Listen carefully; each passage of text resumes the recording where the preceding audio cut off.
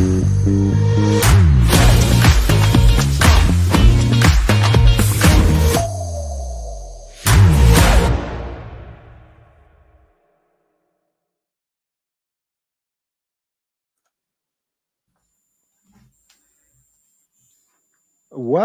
hello, everybody. Hello, Darrin. Hello, Elly. Hello, viewers. I hope everyone is doing fine. And what is the date? It's December the 11th. It's Wednesday. Whoa. There's Sharon. Hello, Sharon. CG Studio. Hello. I'm reading it verbatim. Switch Media Tube. Hello. Hello, everyone. Welcome to our show today. And I hope it's going to be a rather exciting one. Fresh contrast. GS, I can't say that. Hi. Zaidi, hi. I can't pronounce all the names. And yeah, we have some stuff to show you. I'm going to go through housekeeping very quickly. How's Elly? How's Darrin? Good? Good. Good. How are you doing? I'm doing well. Always on the shows. Elly, you good? Let's go through this one more time. Elly, how you doing? Noseman, you I'm good? doing good.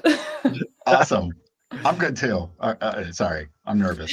So let's do some housekeeping here very quickly, and I'm going to post some links in the general text. If I can actually double click, I think I've lost my ability to double click.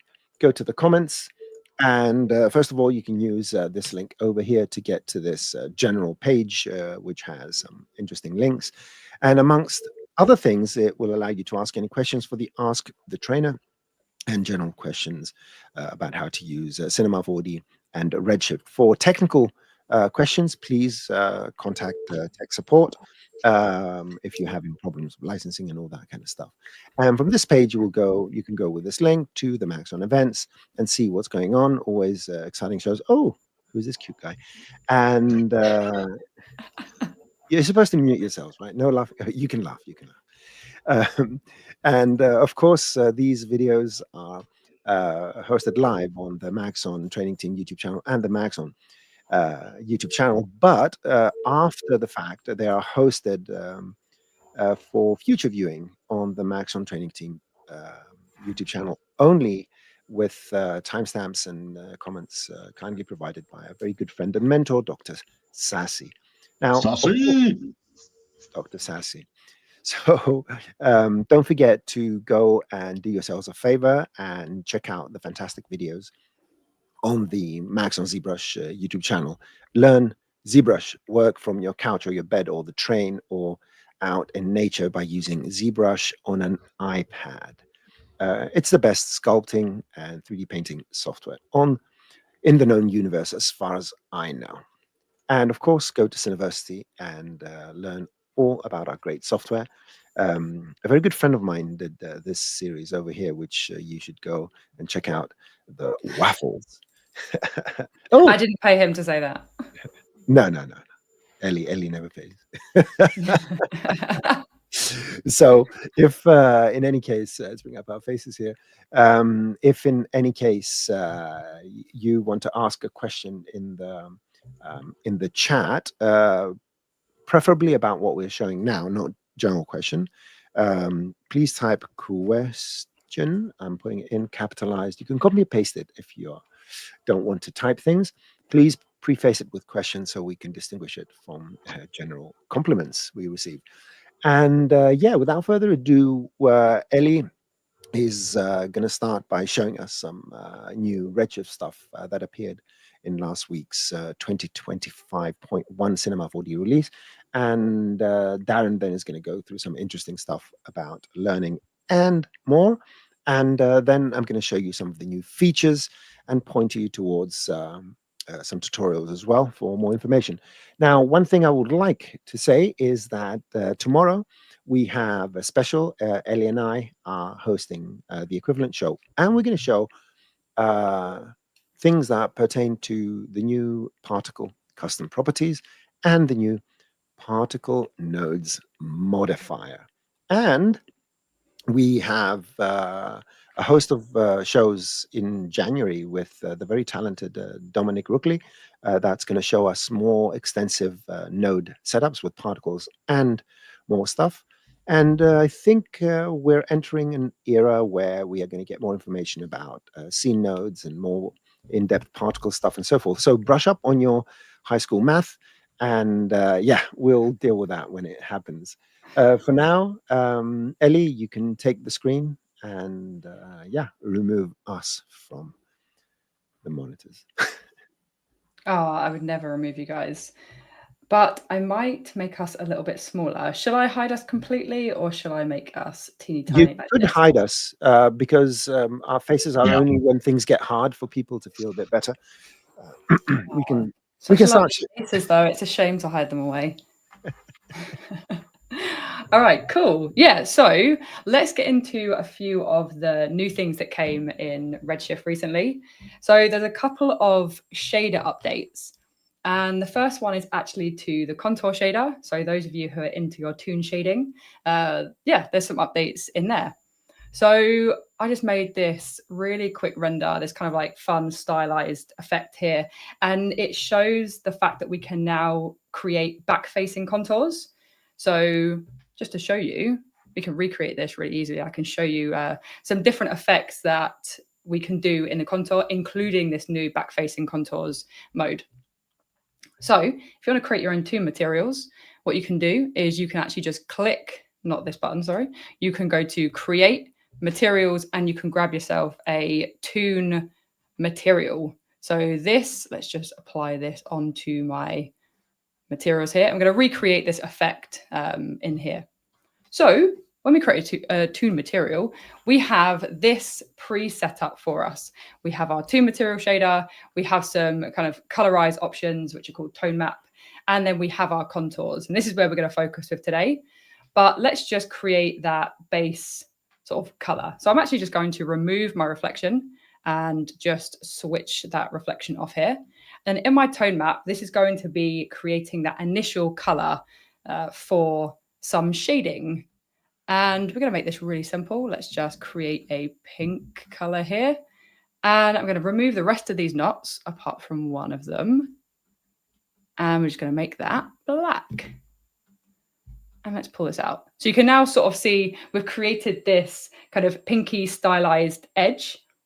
And then what we're going to do, we're going to bring out the rest of the object. So in our case, the car, using our contours. So our contour shader allows us to draw lines around the silhouette of an object. And we can do this along internal edges to basically define our object's shape. And so also this actually works with any kind of materials. So if you're using the standard material, this will work as well. And this is because it plugs into the output, not onto the material node itself.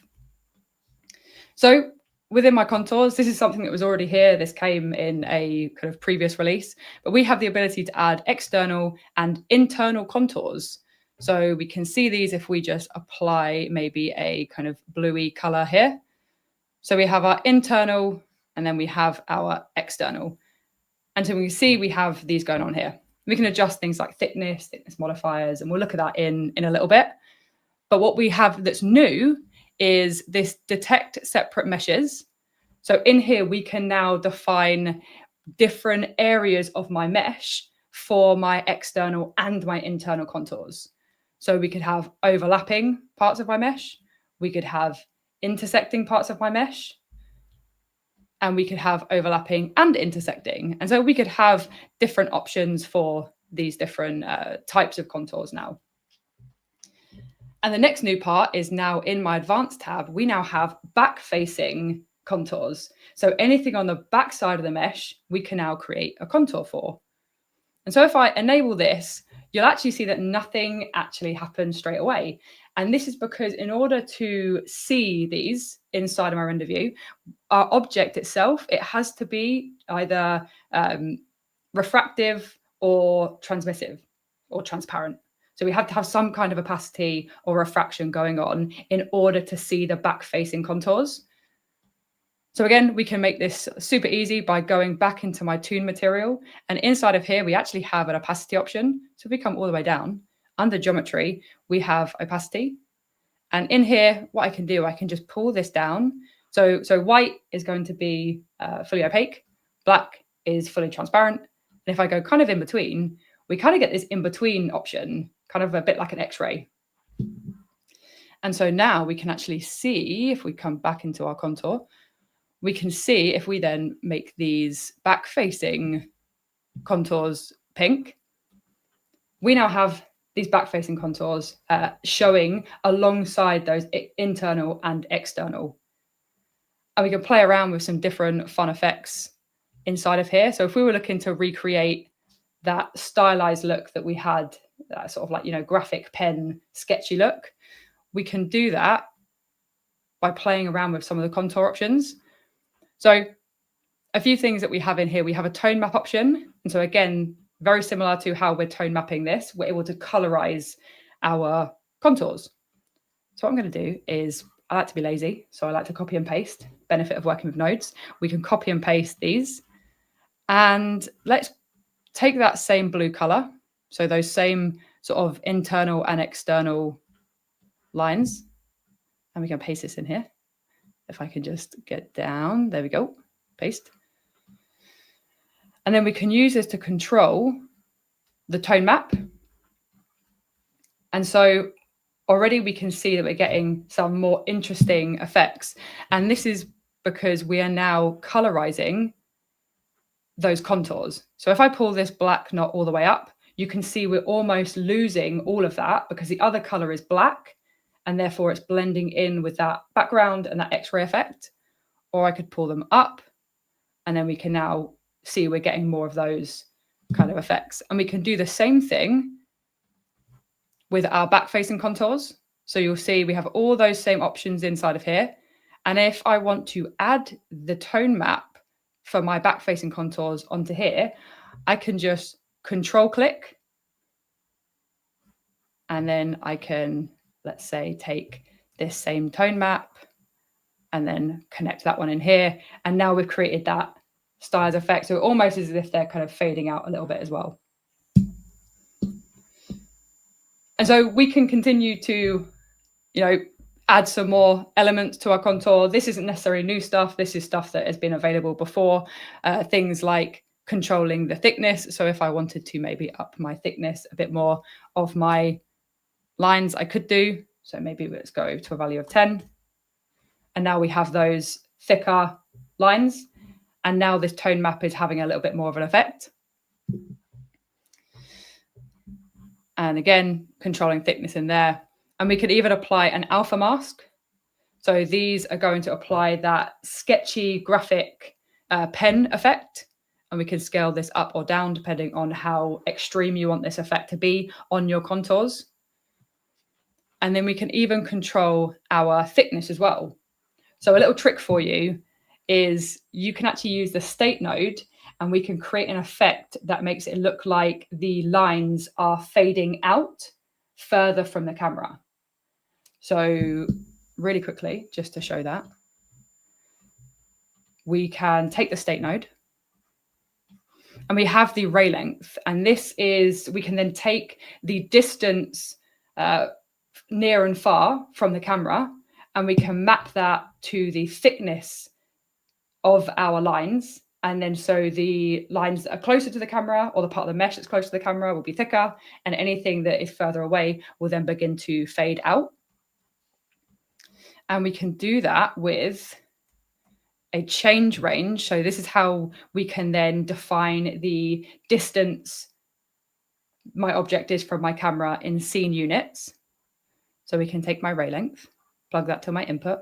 And so then this, we can take our old range would be the minimum or maximum distance. So let's just do, I don't know, let's just do like 500 for now. And this will then connect to my thickness. And so now we can see we're not really getting those thick lines anymore. And then what we can do is we can control, if you see, if you look at my render view, as I'm moving this new range, we can create this fade out effect on my lines as well.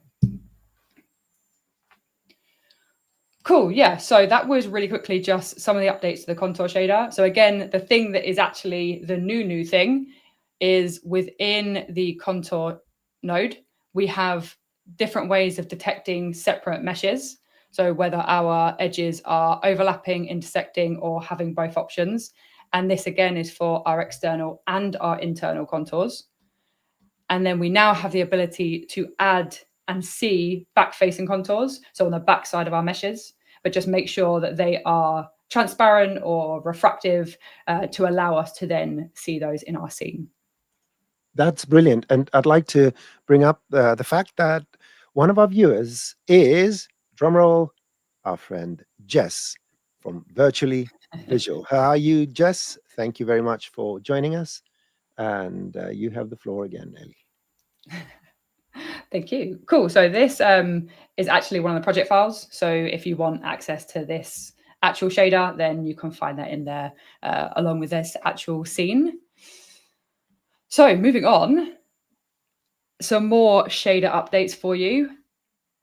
And we actually have, if I kick this off, we have 2 new shaders in Redshift, and that is the random material switch and random color switch nodes.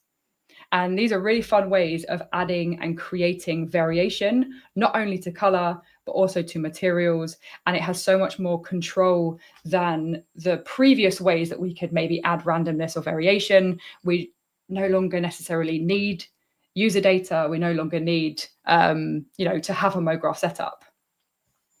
So again, just sort of a standard scene here, again, which is available in the project files with this little Lego block here. And let me just actually take this off. And so what we're going to do, we're going to... You mean toy bricks? That's what you mean. Toy bricks. Are we not allowed to say? I'm going to say it. I don't know. I say loads of stuff. I talk about brands all the time. I mean, half my content is about Nike. Sponsor me. Cool. Yeah. So one quick thing before I actually show you the 2 new nodes is eagle-eyed viewers might notice this little fancy button that's been added.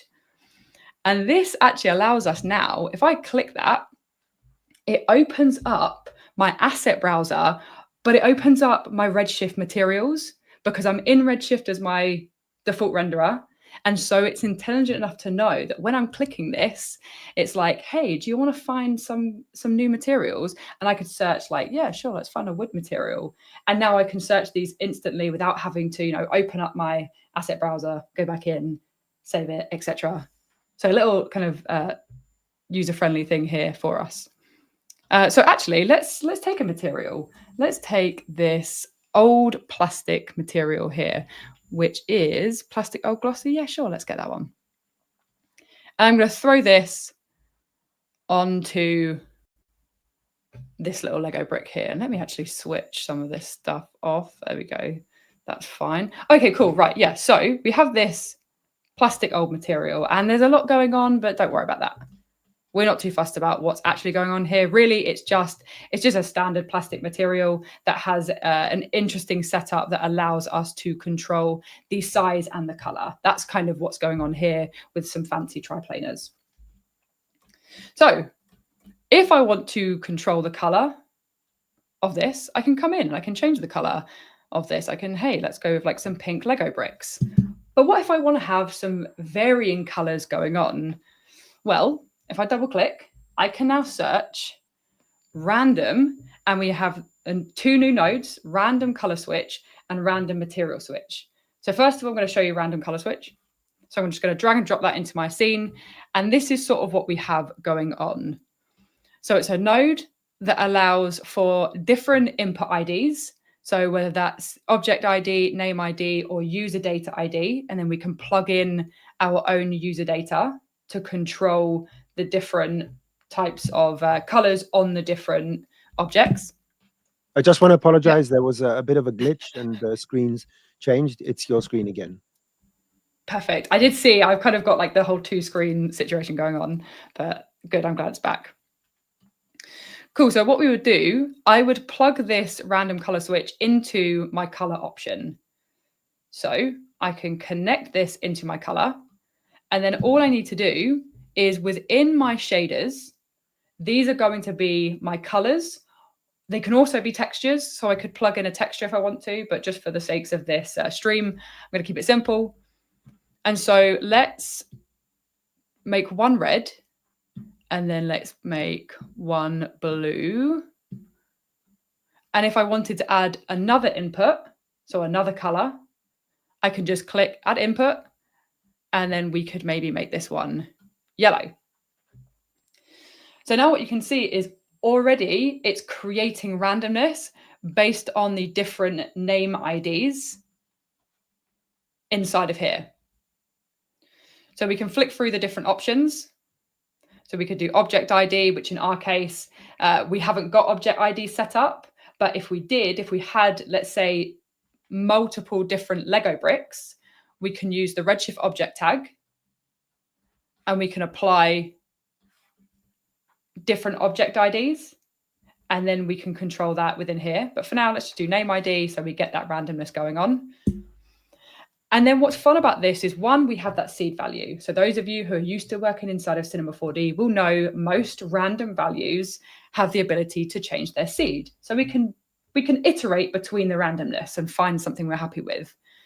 But what's even more interesting about this is we could actually say, so if I said, you know what, I want to have this mix of blue, yellow, and red, but I want to have more red than I have blue and yellow. We now have weight options.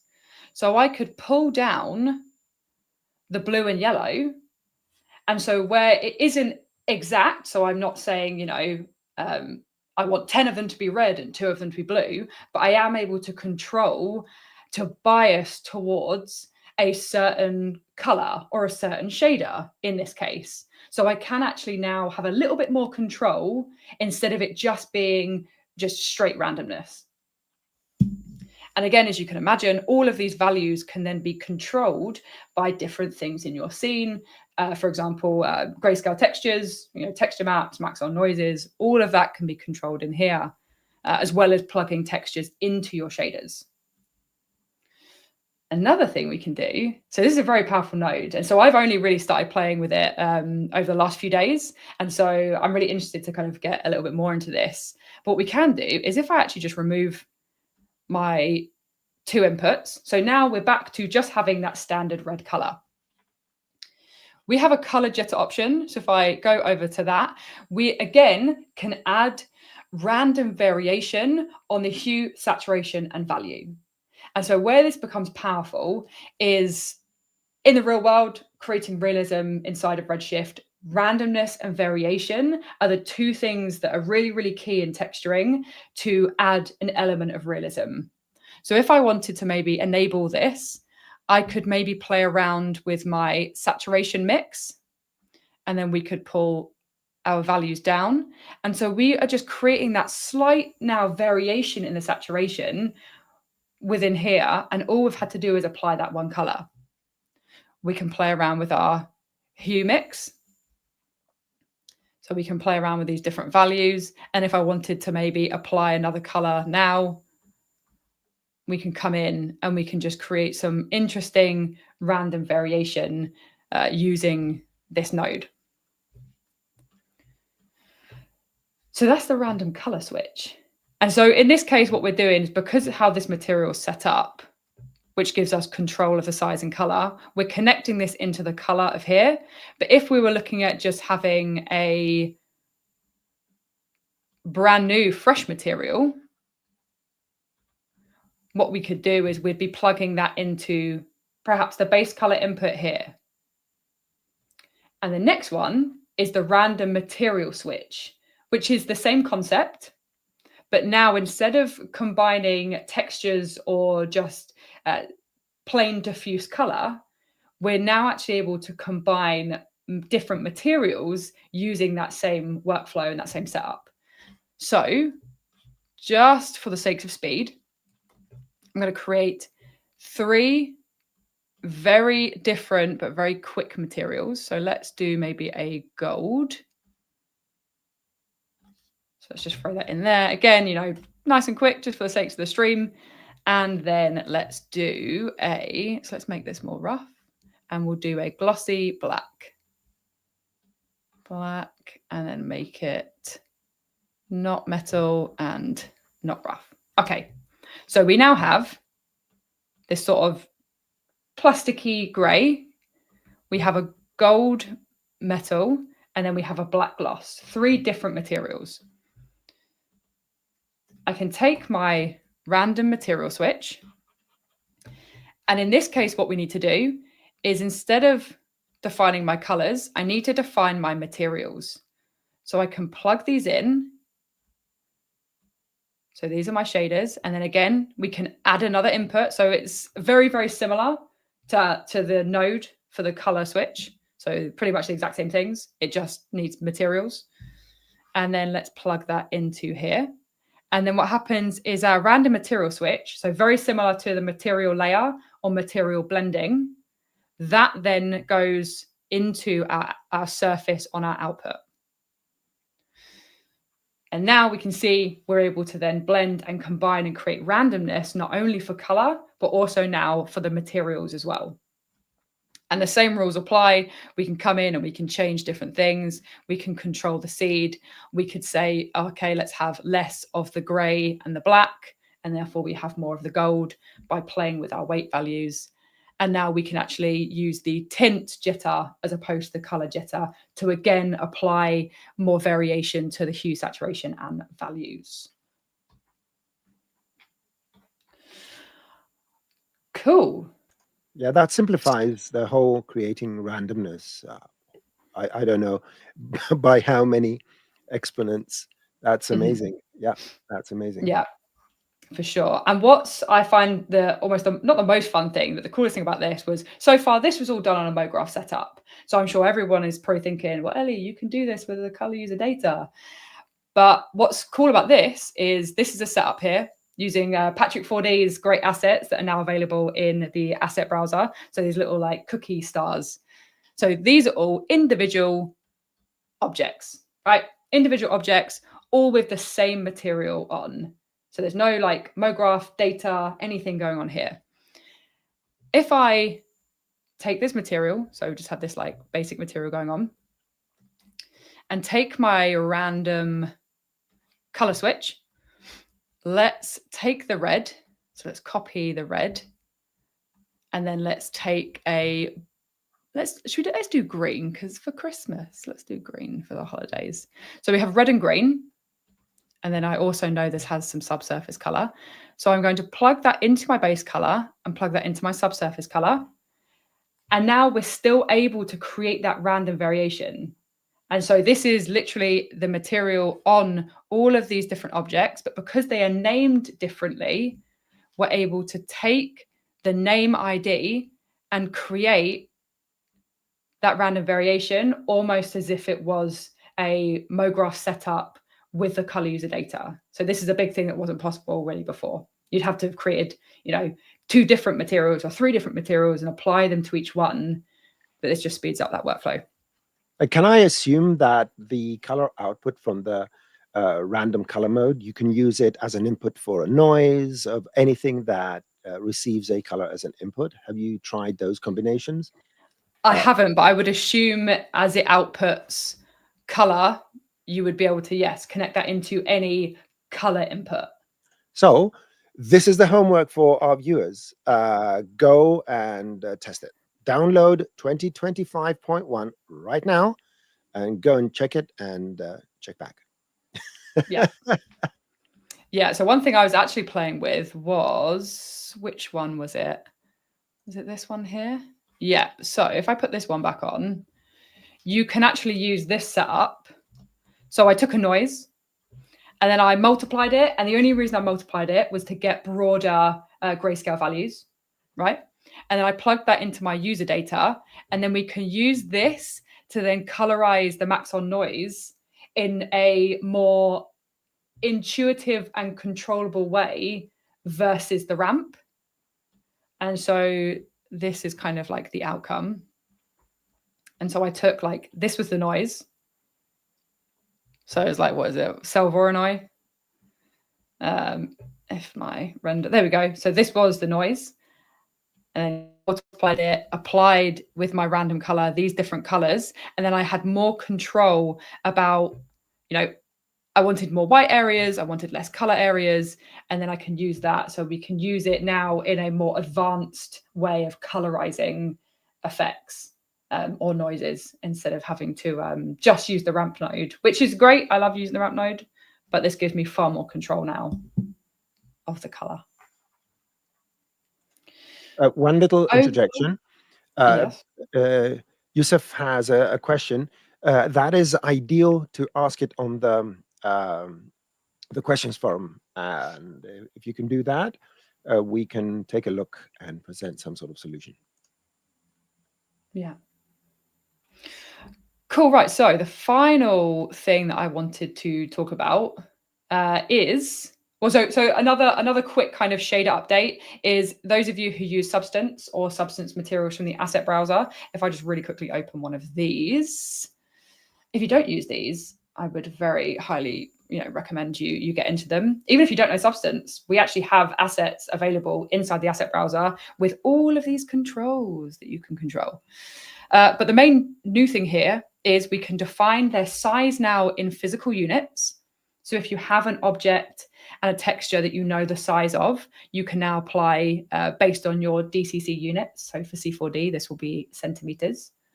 And also, we have triplanar projections. So those of you who don't like UVing, just like me, and love to use the triplanar node, we no longer need individual nodes for the different outputs for Substance materials. We can now just use the triplanar projection. I'm showing our faces because I want to do a face like, ooh. That's what I wanted to do. Yes, that's a warranted face for Substance materials. I'd recommend them because honestly, like they're so powerful because this is a fabric, right? Standard fabric material. But what you could do is you can take this one and you can change all of these settings inside of Redshift, not inside of Substance, inside of Redshift. So I can then take what was this yellowy fabric, change all of these settings, and effectively have a brand new unique asset for my own, which I can then up-res to 4K if I want to. And you can do that with the woods, the metals, the fabrics, all of the great materials that you have in the asset browser. Yeah, I think that people need to get a bit more into the whole Substance thing because it's extremely useful for a lot of types of shading and very, very versatile, extremely versatile in terms of resolutions and all that. Absolutely. And may I just say that VideoMark, there was a question by Yusuf, and VideoMark kindly replied, saying because the switch node is set to name ID. So Yusuf, you don't need to ask the question. That would be the answer. Can I post one more quick question? Yeah, what is the difference between the jitter node and the new material color switch node? If there's a brief, I think you did say something like that. Yes, so the jitter node, if we take that, is a really kind of interesting way of adding variation to, let's say, a single color or a single texture. So something that is connected inside of here, if I had maybe, that plain red color, I could then define a varying hue, saturation, value. We can then do float and jitter amounts as well, based on, if we want to control roughness and like remapping and things like that. The difference here is the jitter would be a single input, whereas the random color and random material allows us to have multiple textures and multiple shaders, and then we can do that jitter effect on those. So think of like a single shader versus like multiple shaders. So I guess a jitter is a bit more low-level node, allows you to do more stuff, but then you need to do other stuff in between to get your output, where the random ones are more straightforward. You can select a bunch of colors or a bunch of materials and do what you want to do. It's more structured, so to speak, and a bit more art directable, if I'm not mistaken. Yeah. I think if you were looking to change, let's say, like the roughness of your clones or your objects, or the single color and vary a single color or texture or shader, the jitter node is great. But if you're looking to do it on multiple colors or multiple shaders or multiple materials, you can then do that with the new switch nodes. Fantastic. but similar sort of controls, yeah. All right, cool. So I've realized I've taken a lot of time. Sorry about that. I have one final quick thing to talk about, and that is the OIDN, which is the Open Image Denoiser. And that can be found inside of our render settings. Under sampling, we have denoising options. And so this is an option that is now available for anyone, whether you're on Windows, Mac, or Linux. So previously it wasn't available for everybody, but it now is. And it's a very, very fast denoise engine. And we have the ability to define our quality. So very similar to like our sampling presets in our basic tab. We have a fast quality. So you can imagine it's probably a slightly lower quality, but it happens very fast, up to a higher quality, but again, it will happen slower. And then we have our overhead options, which is it's basically telling us how often to, or it's telling Redshift how often to do the OIDN denoising. And so this is based on a percentage. So for 10% of your final render time, please be applying our denoising, but don't go over 10% of that time. So if we do a value of 0, what will happen is it will do the entire render and it will do your denoise at the very end, which is normally what you'd want to do. If I had a value of 100, after every single bucket, it's going to do that denoising calculation. So again, we'll notice it will be slower to occur. And we have different options for bucket and progressive. And the reason is because now, if I actually switch that off and I open my IPR, if I just come out of here, let's sort of just have a little look at this. So some of you might notice the IPR is very snappy.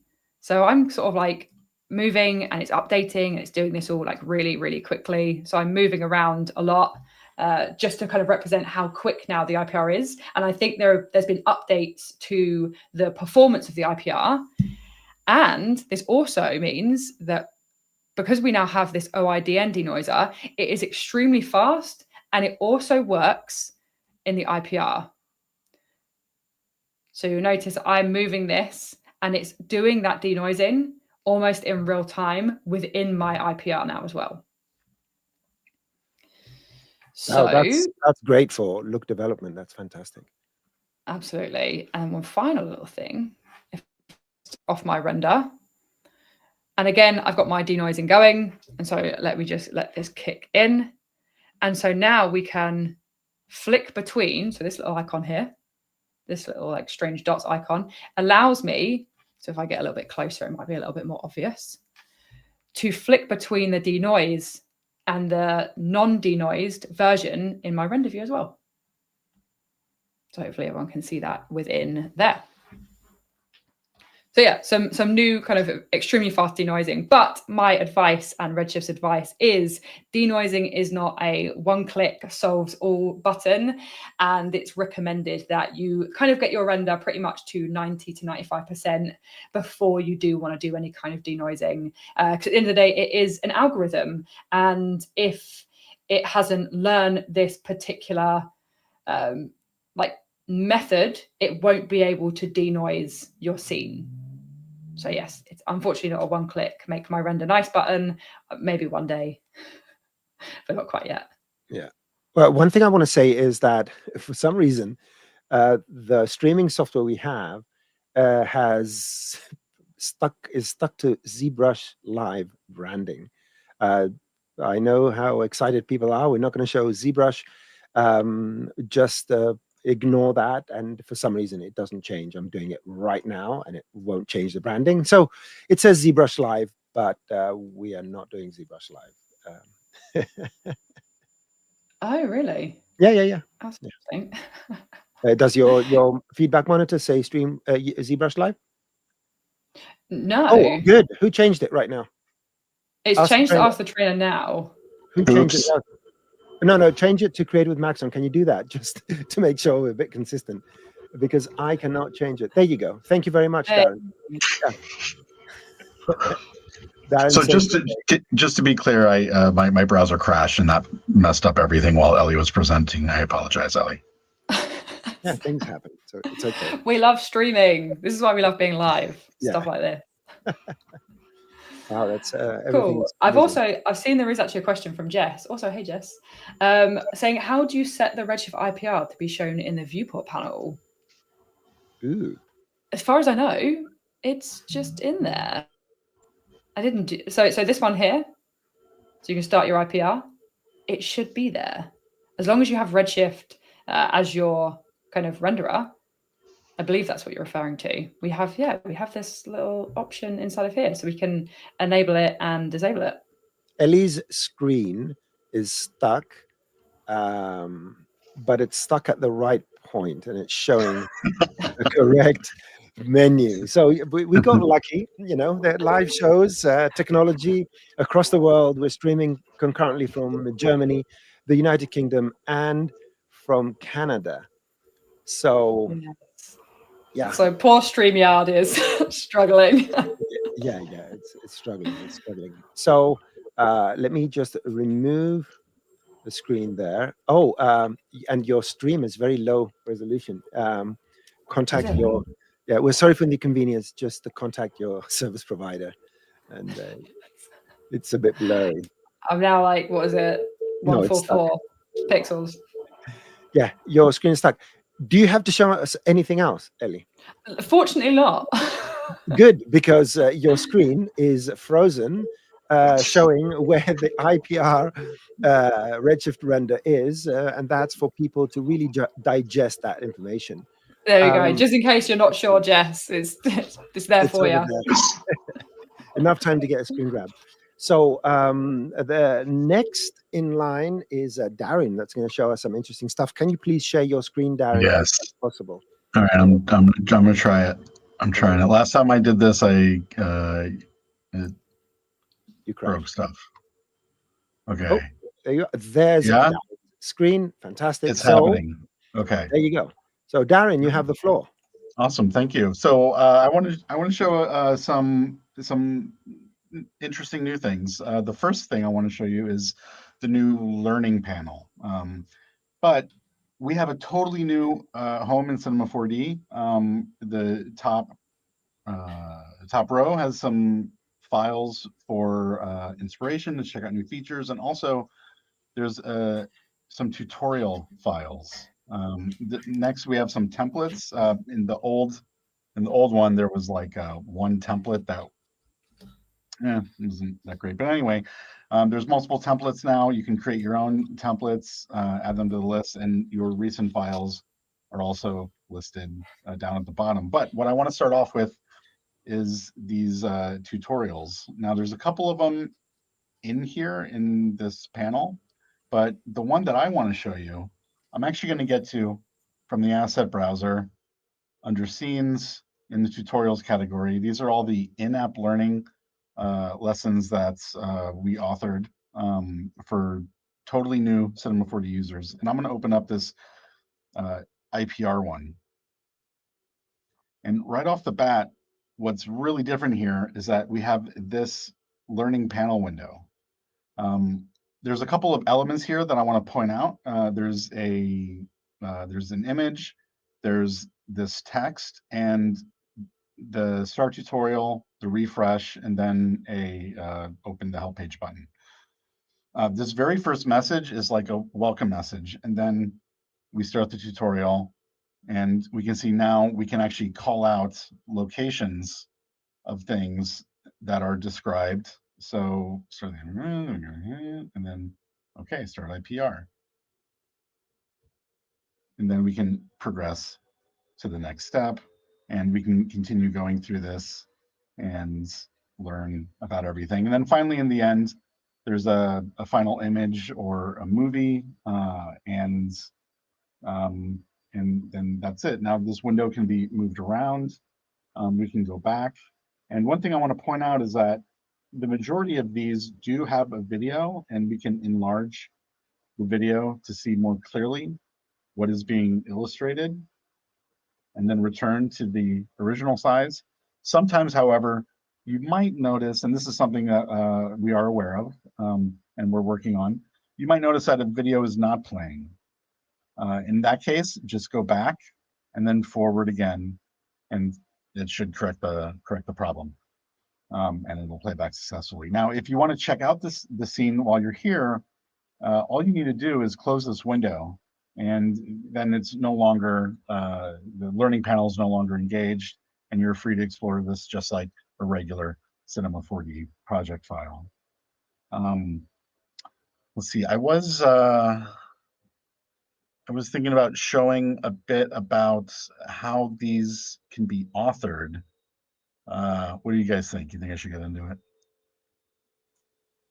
Darrin, it's up to you. Oh, If, I wanted to hear a yes, but since you Yes. said, yeah, awesome. Thanks, Oh, Elly. you will never get a definite yes from me. I'm always going to put the burden of choice on you. You know how I am. So one of the cool things about Cinema 4D is how simple the folder structures are. In the case of creating your own lesson in Cinema 4D, you need a folder named tut, as in tutorial, in the same location as the project file. And then within that folder, you need your media. Now, I, for the most part, used JPEGs for the very first slide for the image, and then pretty much everything else is an MP4. And then a .json file, which actually describes all the steps. I will try to get this into the downloads for you guys. Now, I know this is not sexy. This is not very interesting or fun, but I just want to quickly explain this because it is actually quite simple. We can see that there's a title, an author.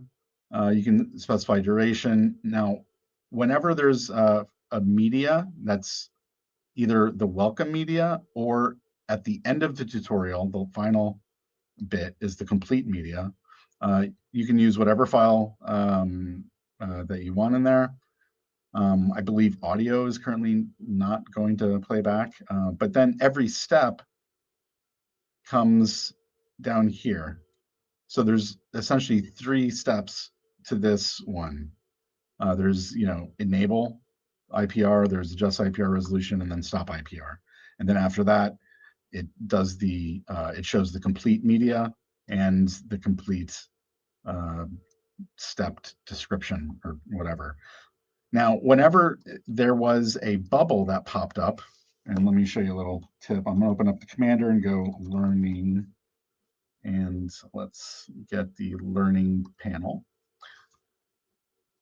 On this step, we're actually highlighting the start IPR command. So in that text, I just want to point this out to you.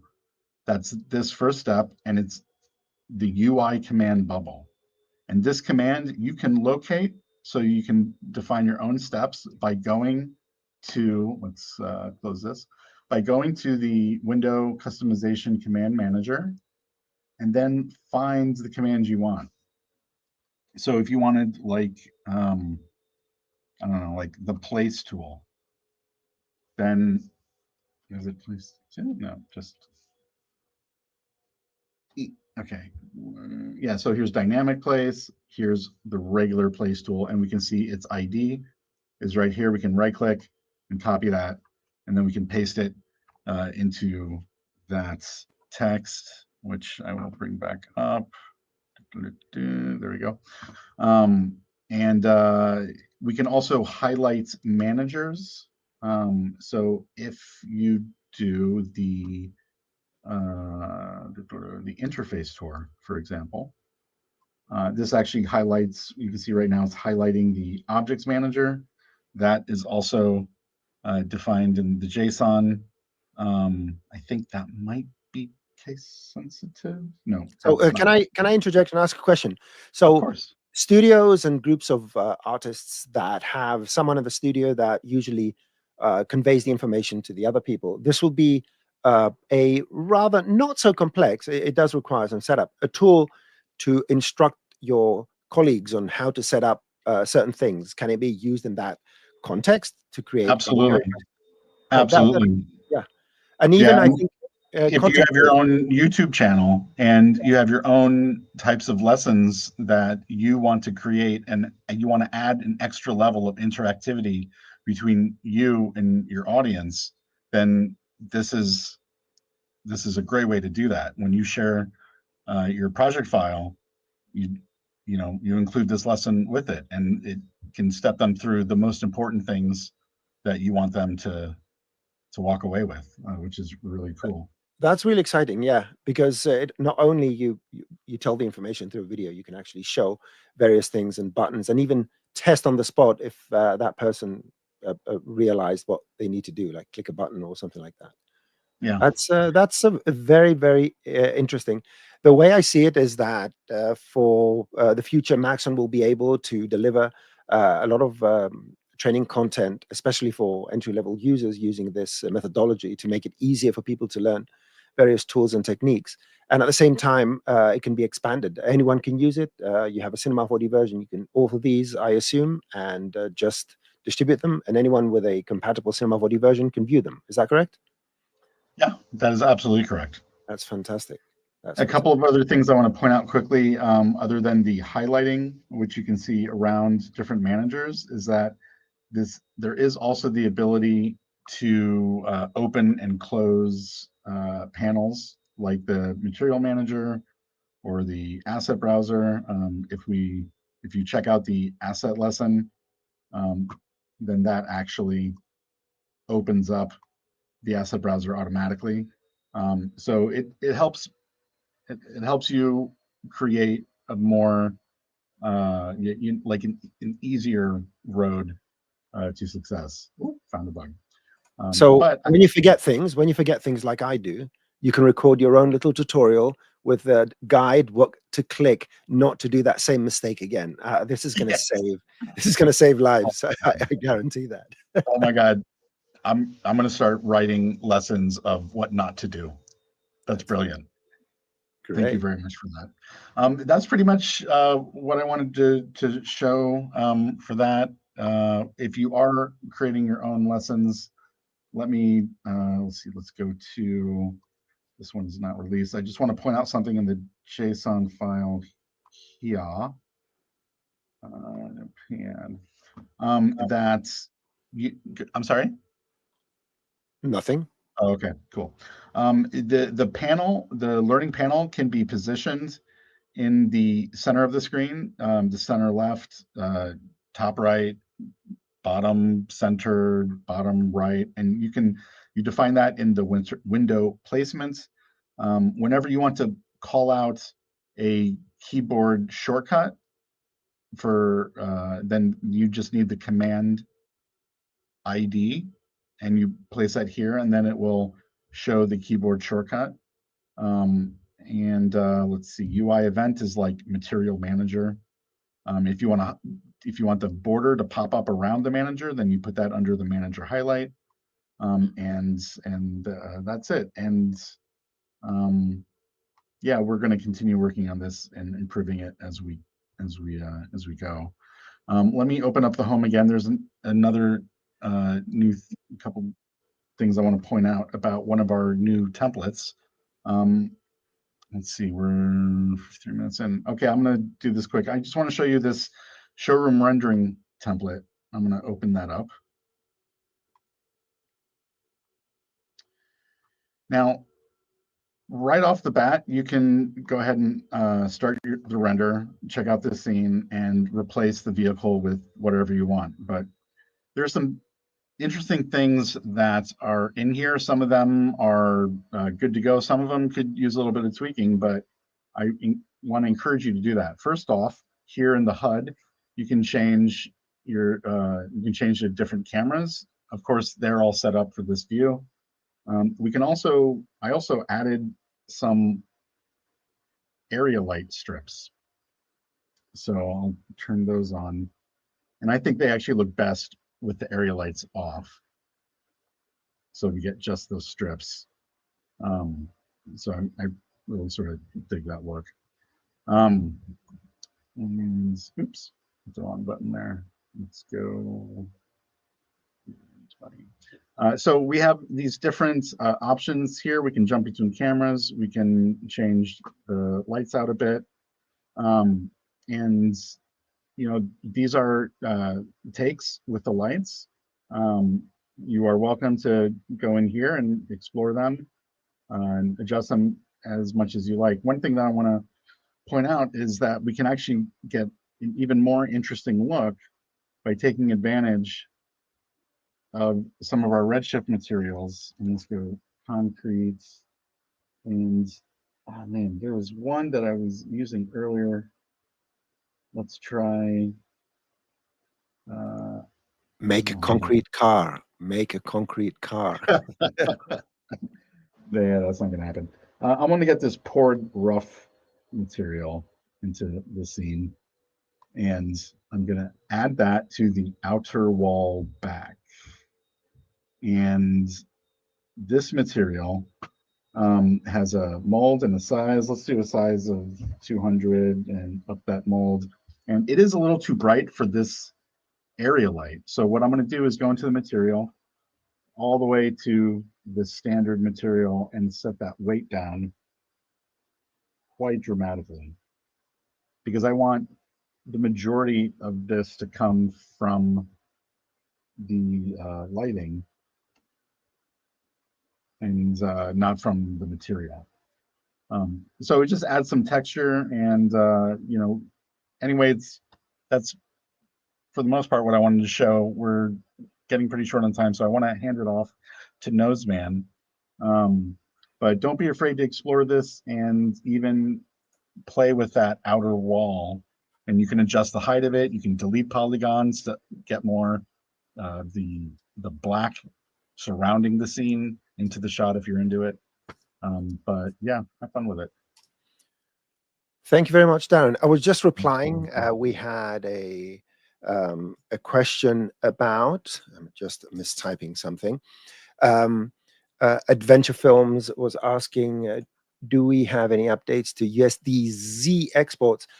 I do not use USD and all that, but we do have updates to USD in general. I would advise you look through documentation and see what has changed. And talking about what has changed, let me just put my screen on. If anyone goes to the show help, one thing you need to know is that you can go and check out what is new, and it has by version. So by going down this list, you will find the stuff by version again, and by group of all the stuff that's been added. So you'll see this is 2025, and these are all the additions, 2025.1, and changes and so forth. So that is a guide to get some general information. Yes, Adventure Films. I don't do any AR stuff and all that, and that's mainly the reason. There's a lot of stuff we have to deal with. So let's go on through some other improvements of 2025.1. And the number one thing I'm going to talk about, which if you go to, let me show our faces one more time. If you go to Cineversity last week, I think we published 2 tutorials. One was for Booleans in general, how to use them, a very rough overview. And the other one was about a new improved functionality for inverse kinematics in order to be able to make mechanical rigging and robots extremely simple. That is a more in-depth tutorial. And the other thing is that in the description text below these videos, you will find a link to the download files, if not all of them, some of them, and even some we were not going to show, that relate to what we are showing. And we're going to try and do this as often as possible. Always be curious, go to the description text below and check out the link. You sign up once and then you can get an email with the files. Now, there was a slight mistake, I think it was this morning or yesterday, where one of the links led to the wrong repository. For any one of those, I think 10 users that used that link, please go and re-download the proper files. And that said, let's look at some Boolean advancements. So first of all, you will see that in the generators, we have this Boolean, and the old one has moved to the Shift-C, the commander. If you type bool, you will see it's called legacy bool. And this is a typical one we remember from the good old times, which worked fine. But if you had more than one object, you had to create a nested one and so forth. Gone are those complexities, because now one of the main things we can do is stack many objects. I like to show this using simple constructs and show you how far we can go. So currently the Boolean is set to union. And there are a couple of ways you can switch this. You can double click and it will go to the next, the next, the next, the next, or you go here if you're not lazy like I am, very lazy, and just select the one you want. Now, let's go and get a sphere and just put it underneath. And I'm going to set this to subtract so we can see exactly what happens and pull it out. And you can see immediately we get this. Now, this is what we could do. This is the extent by which the old Boolean worked. So I'm going to make a copy of this. I'm going to put it here and then subtract it from the rest. And you can go like this very, very quickly and start making stuff without having to deal with nested stuff. And you know something, I don't want this to be a subtraction. I want this to be unioned with everything else. You don't touch anything here. You can override temporarily at this point of the hierarchy. Right click, go to modeling, modeling, and put a Boolean and say, actually, I want this to union. And this is a watertight object, by the way. You know, it goes all the way in. There's nothing in here. It's properly cut. The topology is rather good. And then you can continue and say, well, now I want to start subtracting again, right? Because the general use is subtraction, and only this is the exception. And this allows you at lightning speed to be able to do various things. Now, I have a couple of ready-made models here, and I'm going to show you a few more tricks. So this is something I call complex modeling object, and this is just primitives, right? This is just for beautification here. And I even have a cloner with cylinders, and basically what this is doing is taking a cube and it's subtracting, no, it's additive mode, right? I'm adding these spheres, then I'm going here and then I'm doing what? I'm adding these cylinders, then I'm going and subtracting the other cylinders, these ones here. So if I go here, you will see that this will change. And then the great thing about the null, which is an extra functionality, on the main generator, you will see this resolve self-intersections. And the thing this does, which is extremely interesting, is that if you have, let's say I want to subtract two objects that are overlapping, right? So I have these two spheres here, which are overlapping. And I have my little thin cube. I'm going to make it thin. In the past, we had a problem with this sort of setup. And if you use the classic bool and did a subtraction, subtract, and let's subtract. This is going to work now, but in the past, when we didn't have this switch and we put these under a null, under one null, I'm moving a bit too fast, we were getting all sorts of problems. You can see it's not resolving now because we have the overlap between the spheres. But by pressing this button, resolve self-intersections, what it does, it takes everything nested under a bool and does a union. So these two spheres become one watertight sphere. And that alone allows you to resolve so many problems we had in the past with overlapping objects and so forth.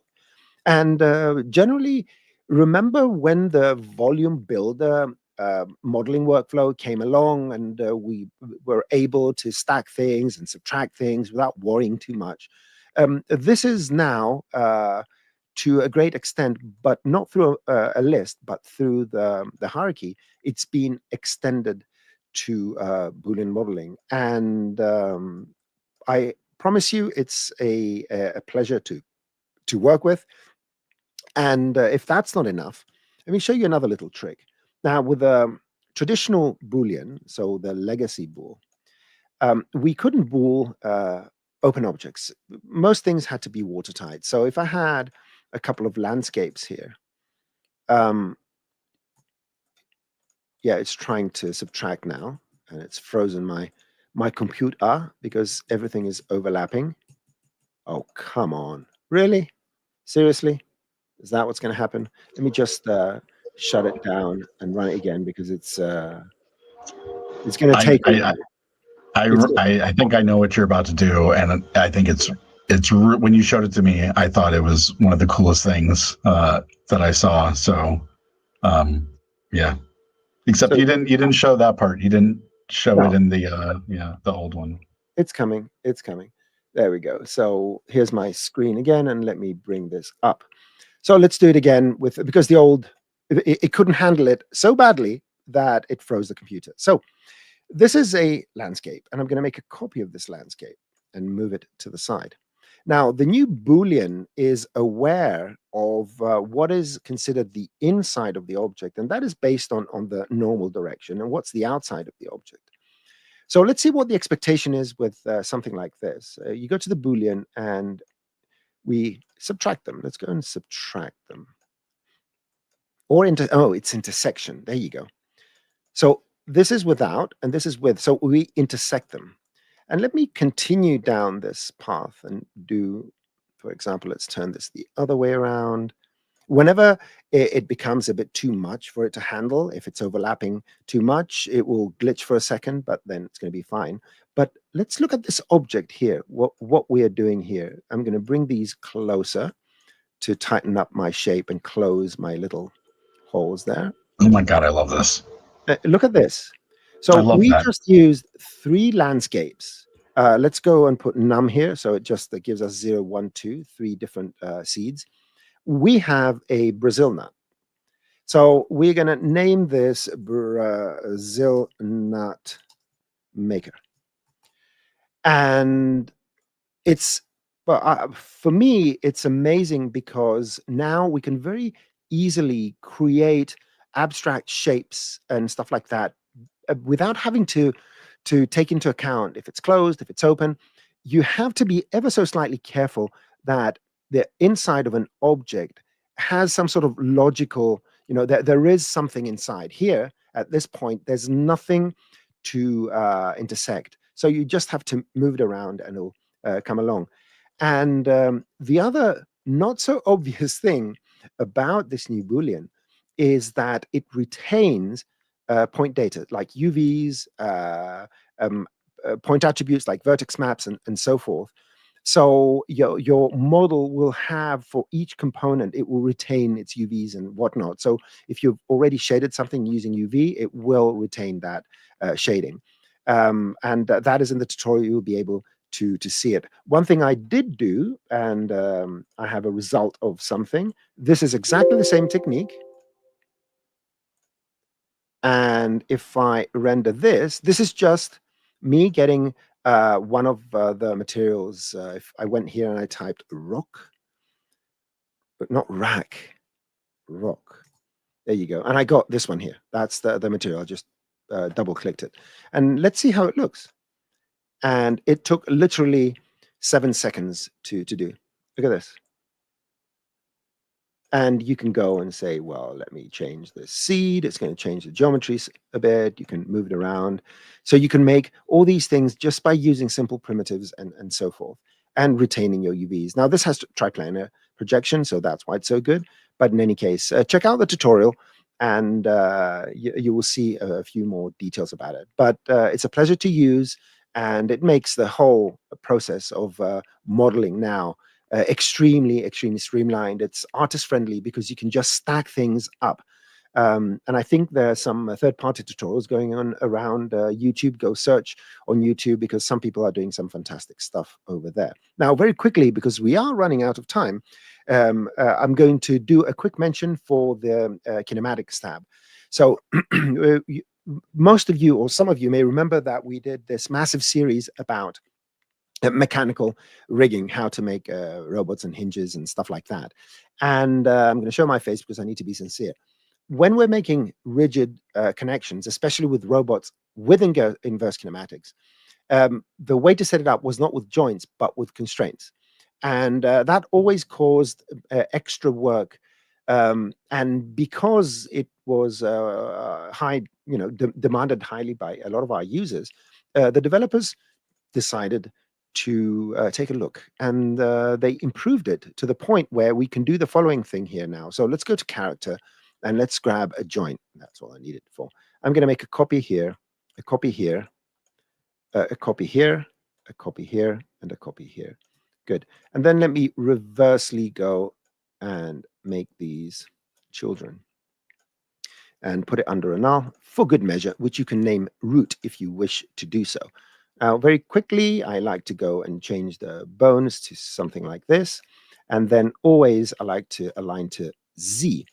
And the question now is, if I go to the rigging tag and create my my rig here, when I move this around, everything bends in all sorts of different directions.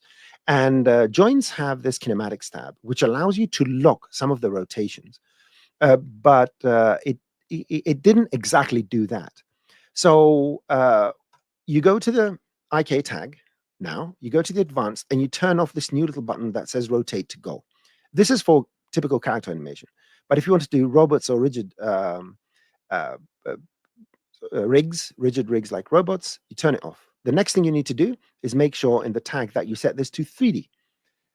Because that's how it functions. From this point onwards, the kinematics are going to work as you expect them. So let me show you what I mean. I'm just going to do a couple so you get it. The tutorial has all the details. So HPB rotation is YXZ. That's how it is, YXZ.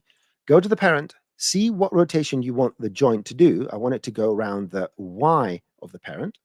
That will be the H. You go here to this object. So you check the parent's axis, you go to the object and you say, I'm going to unlock the H and lock everything else. What you will see now, just for this joint, let's make it a bit bigger, is that when I move this, this is only going to rotate around there. It's not going to tilt.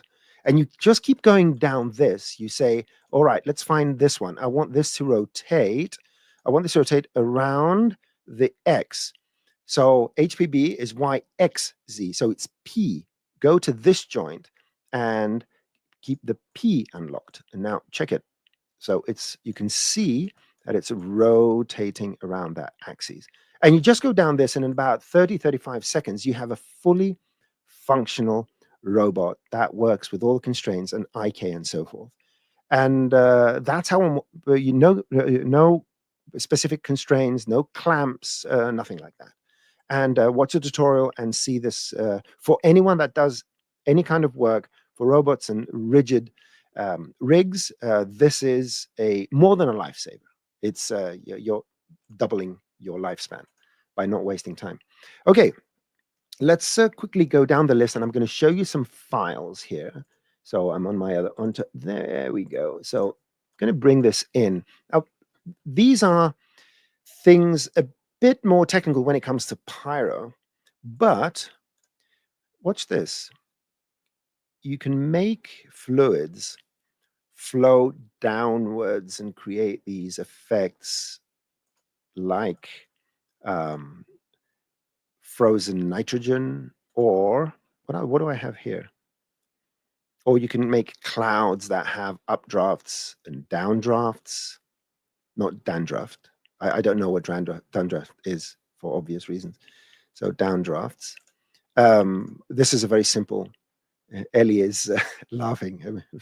Pull her up. Hi, Elly. I like that. That was a good one. My whole situation. You're allowed to say it. I can't. No, everyone's allowed to make fun of inverted hair situation. I have to explain this to people. It's not that I don't have hair. It's just the other way around, right? It's a 180 degree or you should rotate your camera. Yeah. Around. And put my glasses here. That would be great. Okay, let's get serious now. Come on, Elly. You're making fun of the stream. Okay, sorry. Back to work. So this is, for example, done with just a simple a linear field in a volume builder. Now, these scenes are all available in that download link. And we can control where the updraft is and the downdraft is not the downdraft. So, and this is another simple one working with a similar principle. And even for motion graphic reasons and art direction and so forth, or even for realistic effects. And this doesn't have any rotational force. It's just that there's a downdraft in this part. There's a difference in temperature. So I'm just going to show you where the clicks are. We are going to do some tutorials about these things. I don't even need to close this. Let's go to this one here. Now, if you go to your scene settings, go simulation and Pyro. Down here, there is in the temperature, we have these new ambient temperature and temperature cutoff. And basically this defines the temperature of the ambient temperature of the world you have, which means that will create a downdraft if everything else, the density, for example, is in its let's say default state. Let's see if I can demonstrate it very quickly. It's a bit more complex than it sounds, but it's fun to use, and with these files you will be able to maybe sort it out. And here we have just your typical run-of-the-mill density emission. And let me go now to the settings here and say, well, my actual ambient temperature is 100, right? And we should see a downdraft now immediately, because because it's hot around, and the density doesn't have temperature, but essentially this is sort of going in the inverse buoyancy. And then all you have to do is make sure you define let's say temperature volume. And just to do that, you create a volume builder, you set it to fog. We can add let's say a linear field in here, and I think that's good enough. And you just go here and you add a pyro emitter with just temperature, and this should create that updraft. So let me go here and turn these off and go to the draw mode, just to draw it quickly and not draw pyro, and turn this off. And let's see what this is going to do. If it fails, just wait for the tutorial. So yeah, I probably did something wrong here. What did I do? Yeah, I didn't turn this on. There you go. So you can see there's a difference between how it goes up and how it goes down. Let's put it here. There you go. So we created this difference in temperature, which causes not only the updraft, but the vortices and all that. And you can make interesting clouds with this. If you I mean, this is a simple solution here. Just play around with those things. But I was very excited with this because it immediately allows you, without using forces and all that, to create more natural effects. Okay, on to the next thing. Let's see where we are. Now, these are, of course, Elly showed you this brilliant button here. But what Elly didn't show you is that now we have a search by name in the materials. So you have tons of materials from a scene. You can go here and you can filter by name. Applaud, everyone, please. I want to see applauses in the messages. What else? Oh, this is a good one, the one I like very much. If you go to Volume Builder, you know that you can, all right, build a volume. We know that we can build a volume. Thank you very much. I'm going to set it to fog. I prefer fog for some reason. And I always like to put it, it has no difference. It will make no difference in what I'm doing, but maximum voxel fall off, I just like it. We're buddies. And, you know, we can add a cache. What you will see that the cache now, the cache layer, which allowed us to freeze the volume so it didn't have to calculate too much, we can actually cache it internally, which will bloat your file size, of course, or externally, and it will create VDB files. So very quickly now, we can just create any kind of volume we want and just save it as a VDB sequence. That's it, as simple as that. Then we can load it and do whatever else we want. So I'm very excited about that as well. Oh, I have another one here. Let's go and pick up a file. Yeah, I love this one. Again, it's simple. It's simple stuff that make a difference. The attractor force, remember when particles go very close and they go crazy, they go nuts, and then they need to go to shrink and talk about it. And, you know, now the attractor has a minimum distance, which means that inside that minimum distance, they're not going to receive that force anymore. So you just clone a few emitters and an attractor, and look at that. It used to be that they would do this stuff, and then we're all in trouble. Look at that. It would explode. Doesn't explode that much, but yeah, it doesn't explode that much. I would expect to explode more. But now you can control the distance into anything you want. So it will, you have a much more controllable effect in what you're doing here. And this is just one emitter and one attractor and nothing else. And the sphere is just for show. So the minimum distance will, you know, save you from all those very weird particles that just disappear because of all that immense speed. Yeah, usually would go and slow them down, but that will affect the rest of the simulation as well. So that's another thing I'm excited about. Let me quickly look at my list. Oh, another one. This is a quality of life. Go to your, all right. You know that when we go sometimes to various things like a Redshift shader, and we have some very, very small values where we want to control something, or even in anything you're doing. If you go, for example, I'm just going to get a cube. Why am I bothering with anything else? If you go here and you say, I want something that's 0.00001, this will show as 0, but it's not. And that's a bit deceiving. So now if you go to the preferences of Cinema 4D and go to the units, now we can say we can display as many as, I think it's 7. No, 8. Look at that. 8. Let's see how many we can do. 80. Yeah, 14 digits. That's how internally how accurate Cinema 4D is. You have 14 decimal units. That's very small. And you can show them all. So you can play with units now that are very small without getting that deceptive, oh, it's 0. It's not 0. It just truncates it. So that's another one that I'm excited about, because this has caught me one too many times. What else?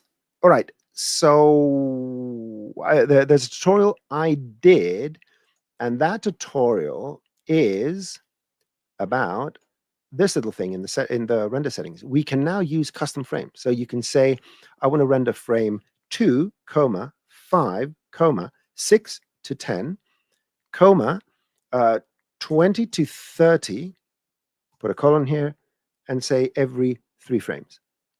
So you can do this now, and it tells you that it's going to do frame ranges, this and this and this, and these frames. So that's one thing. And the next thing is that if you save over a render, it will ask you if it wants you to skip the rendered frames or overwrite them. What does that mean? That means that you left it overnight rendering 70,000 frames, and the next day, for whatever reason, the power went out, or some of your nodes had a problem, and you're missing some frames. You don't know which ones they are. So what you have to do is just re-render them from one computer, and if it asks you what to do with the saved files, shall I overwrite them? You say no, you skip them, and it's only going to render the ones that are missing. So for me, these two things are an extremely high-level quality of life addition. And for anyone that was not paying attention the last few versions, this force pre-roll is fantastic, because when we run some sort of simulation, so if you have, let's make this a collider object, collider, and let's make this a sphere, pick it up here and see if this is going to happen, go here and add a rigid body, right? So let's see how many frames we want. All right, I'm going to stop it right here. And you know that if you go to Redshift and you render in the render view, you are actually going to see that. But if you render in a picture viewer, oh, it did render. It did render. Did I have that on? In some cases, all right, I don't remember why the pre-roll works in this case. Forcing pre-roll will run through the animation before it renders. Let me put it that way. I think with motion blur, it will have a problem or something like that. Anyhow, but that's the purpose of this. So if you render a very specific frame, it will run all the simulations and everything that requires to happen at that particular frame internally without updating the viewport. So it's relatively fast. And then it's going to render this at that proper state. I don't know why it works without this, because apparently simulations do work without this.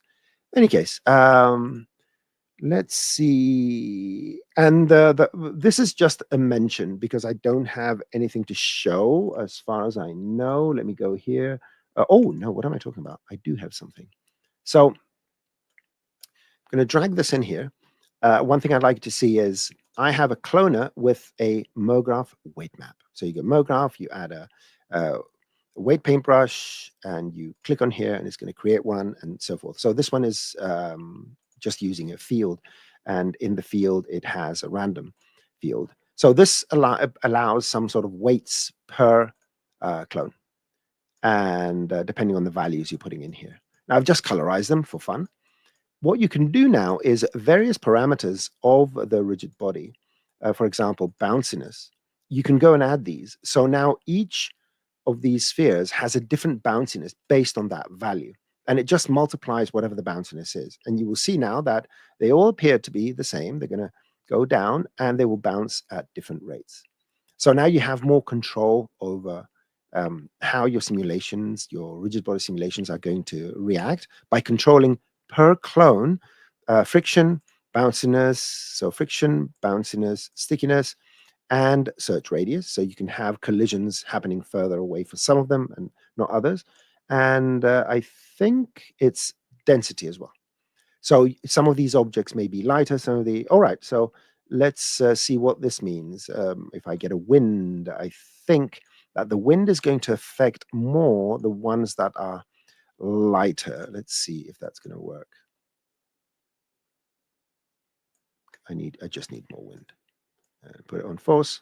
Woo, it's a bit too much. 250, but you can see that some of them are trailing behind and some of them are walking. There you go. So you can see others are moving faster than others, and it happens to be the ones that are bouncier and so forth. So you can have better control by using weight maps and just dragging them, linking them in these. Okay.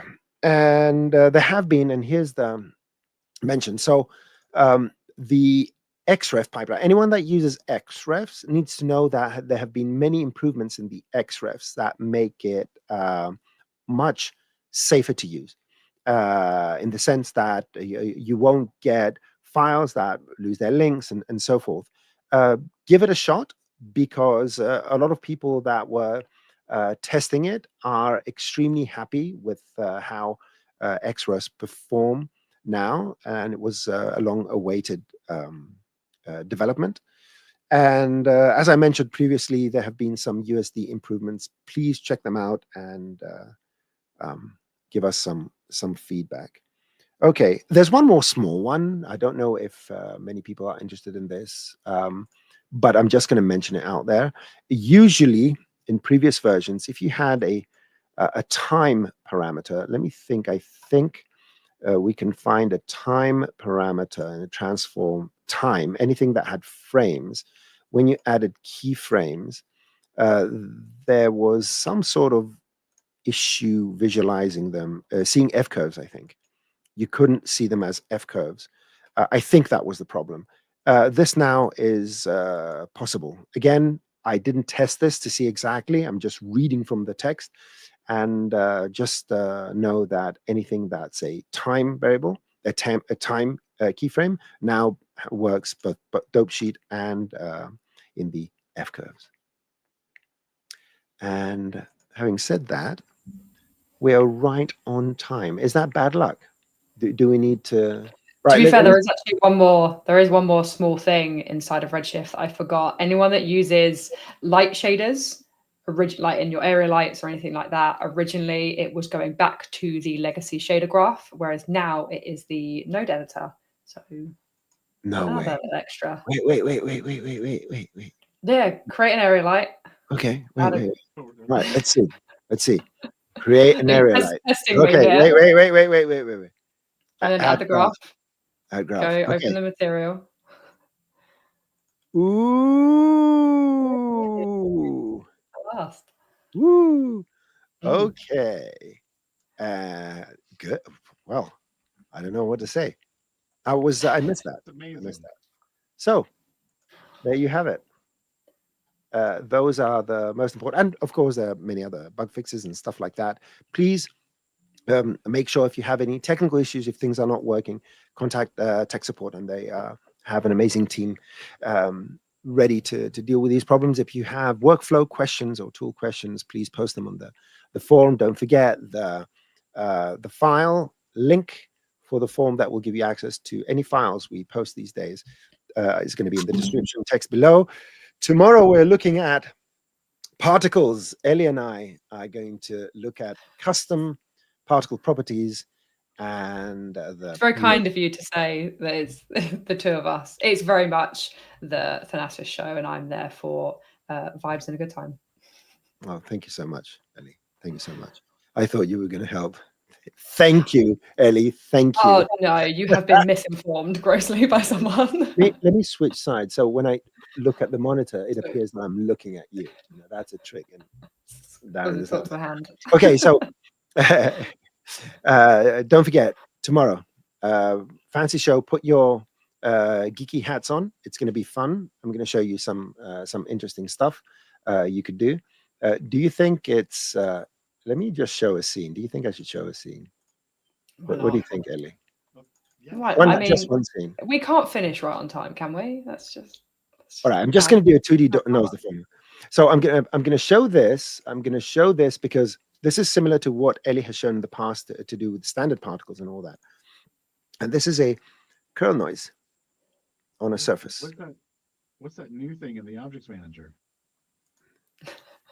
It's particle noise, and this is just a range mapper and an alignment. What? So this is yeah.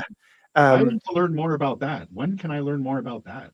Tomorrow you can learn more about that. So the good thing about the particle nodes modifier, it actually allows us to read field values, colors, and directions. And we can use that data in here, going to the field value, direction, and field color. So this is the first implementation of a modifier that can read the actual field values and doesn't work like the field modifier, for example.